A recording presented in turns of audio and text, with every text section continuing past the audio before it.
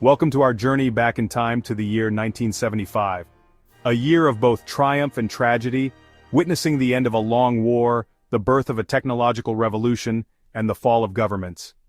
Join us as we delve into the events that shaped 1975, exploring stories that left an indelible mark on the world. The year 1975 began with the world holding its breath. The Vietnam War, which had raged for nearly 2 decades, was reaching its dramatic conclusion.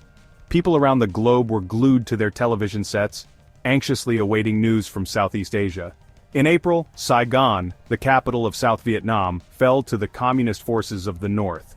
The streets of Saigon were filled with chaos and uncertainty as the North Vietnamese army advanced, signaling the end of a long and brutal conflict. Images of helicopters evacuating American personnel from the U.S. Embassy became seared into the global consciousness. These dramatic scenes of rooftop evacuations symbolized the desperation and urgency of the moment as the last remnants of American presence were airlifted to safety. The fall of Saigon marked a turning point in the Cold War. It was a significant blow to American influence in the region and a major victory for communist forces, altering the geopolitical landscape and shifting the balance of power. The victory of the North Vietnamese resonated throughout the developing world. It inspired other revolutionary movements and was seen as a triumph over colonial and imperialist forces, giving hope to those fighting for independence and self-determination. For the Vietnamese people, the years following reunification brought challenges, rebuilding infrastructure and healing the wounds of war. The country faced immense difficulties, from economic hardships to the task of reuniting a divided nation.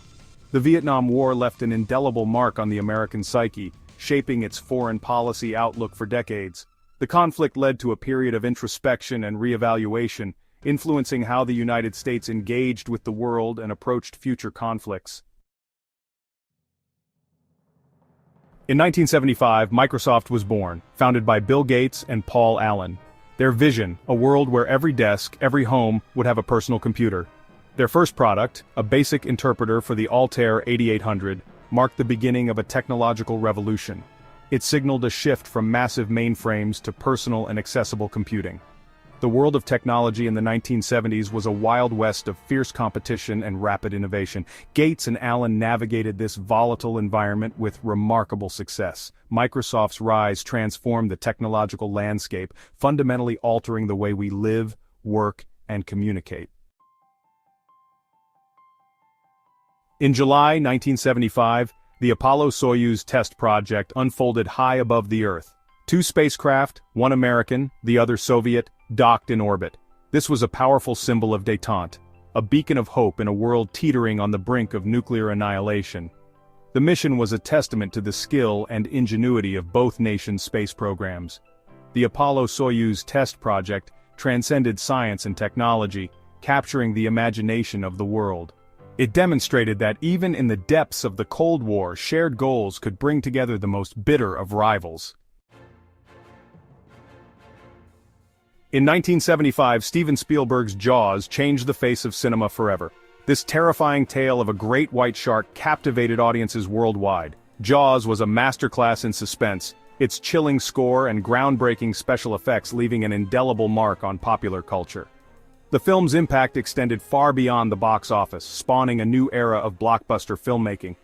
Jaws tapped into a primal fear of the unknown depths, reflecting societal anxiety about the environment. The film's legacy endures, thrilling and terrifying audiences to this day. On March 25, 1975, King Faisal of Saudi Arabia was assassinated by his nephew.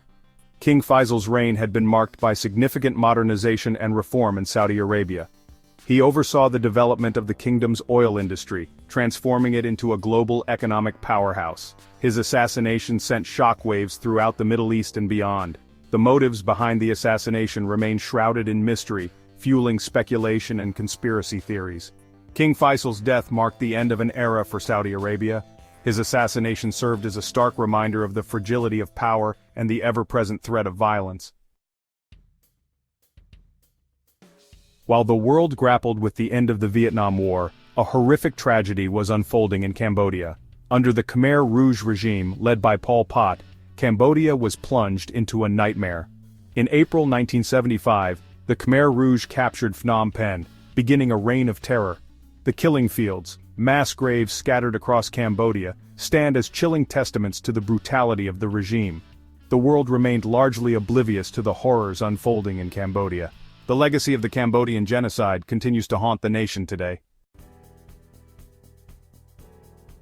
In August 1975, the Helsinki Accords brought together 35 nations to ease tensions and foster cooperation. This monumental event took place in Helsinki, Finland, and was a significant step towards reducing the Cold War's hostilities. The participating countries included both NATO and Warsaw Pact members, as well as neutral and non-aligned nations. The Helsinki Accords were not a treaty, they held no legally binding power. Instead, they were a set of guidelines and commitments that the signatory nations agreed to follow. These guidelines were divided into three main baskets: security in Europe, cooperation in economics, science, technology, and the environment, and human rights and fundamental freedoms. They represented principles aimed at improving relations between the Eastern and Western blocs. The first basket focused on political and military issues, including the inviolability of frontiers and the peaceful settlement of disputes. The second basket aimed to foster economic, scientific, and environmental cooperation. These included respect for human rights and fundamental freedoms. The third basket, perhaps the most impactful, emphasized the importance of human rights, including freedom of thought, conscience, religion, and belief. This basket would later become a cornerstone for human rights advocacy. The accords were met with mixed reactions, particularly within the Soviet bloc. While some saw it as a step towards détente, others were skeptical about its effectiveness and the sincerity of the commitments made by the signatories. Despite concerns, the Helsinki Accords had a profound impact, providing a framework for dialogue and cooperation. They opened channels of communication that had been previously closed and set the stage for future negotiations and agreements. They led to the creation of Helsinki watch groups, monitoring human rights abuses in the Soviet bloc.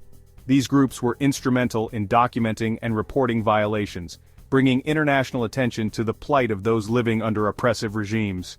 These groups played a crucial role in exposing human rights violations and maintaining pressure on governments. Their efforts contributed to the eventual collapse of oppressive regimes and the advancement of human rights across Europe and beyond. In 1975, the Cricket World Cup was born, hosted by England.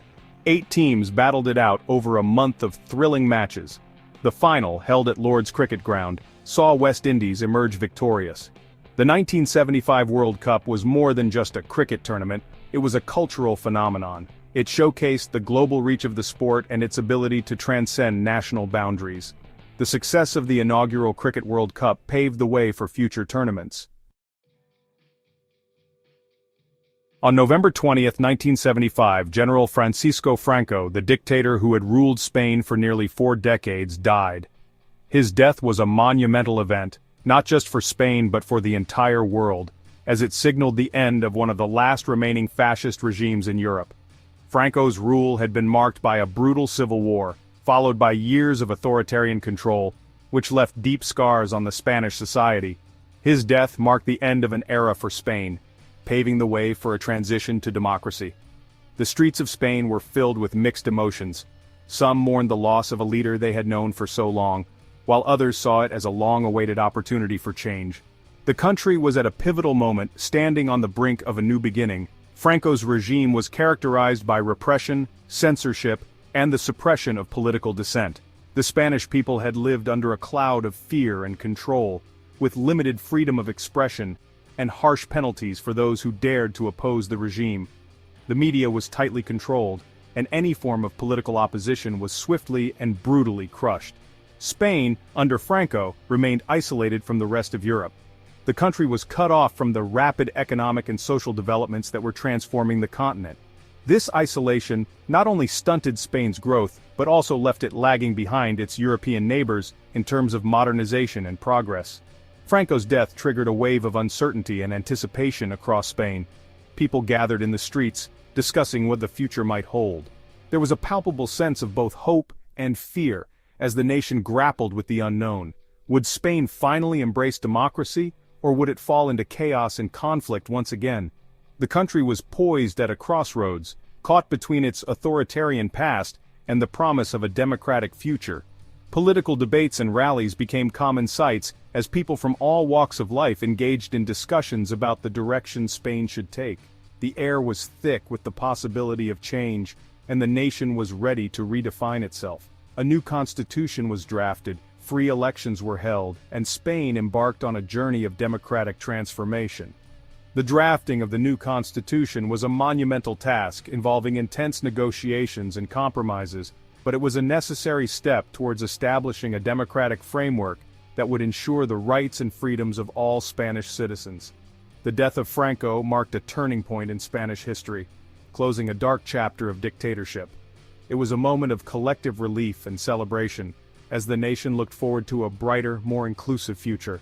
The legacy of Franco's rule would not be forgotten, but Spain was ready to move forward, embracing the principles of democracy and human rights. As 1975 drew to a close, the world looked ahead with a mix of hope and uncertainty.